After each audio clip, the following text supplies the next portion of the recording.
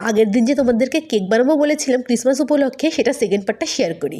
প্রথমেই সব জিনিসপত্র নিয়ে আমরা চলে গেছি আমাদের পাশের বেকারিতে। এখানে বাটারগুলোকে সবার প্রথমে ঢেলে সেটাকে ফেটিয়ে নেওয়া হলো, তারপর ওর মধ্যে দিয়ে দেওয়া হয়েছে চিনি। চিনিটাকে দিয়ে বাটারের সাথে ফেটাচ্ছে, দেখেছো কতটা পাতলা হয়ে গেছে। এবার এর মধ্যে একে একে সব জিনিসগুলোকে দিয়ে দেবে। প্রথমেই দিয়ে দেবে হচ্ছে গিয়ে জায়ফল আর জয়িত্রী গুঁড়ো, এতে খুব সুন্দর একটা গন্ধ হয়। এই যে দেখতে পাচ্ছ জায়ফল আর জয়িত্রী গুঁড়ো দিয়ে দিল, এটাকে দিয়েও আবার ফেটিয়ে নেবে।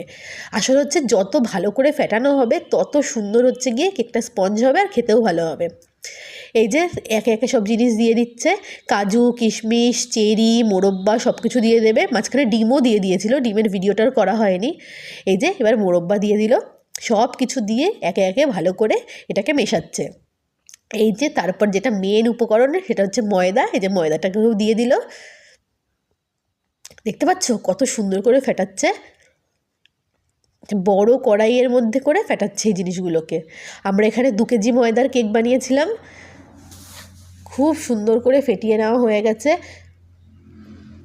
এই যে এবার দিয়ে দিচ্ছে ফয়েলের কন্টেনারগুলোতে। এখানে আমাদের মোটামুটি 33 পিস মতন কেক হয়েছিল, ছোট বড় মিশিয়ে 1 পাউন্ড আর হাফ পাউন্ড মিলিয়ে। এই যে তারপর এখানে এই হচ্ছে গিয়ে চুলির মধ্যে দিয়ে দিচ্ছে কেকগুলোকে।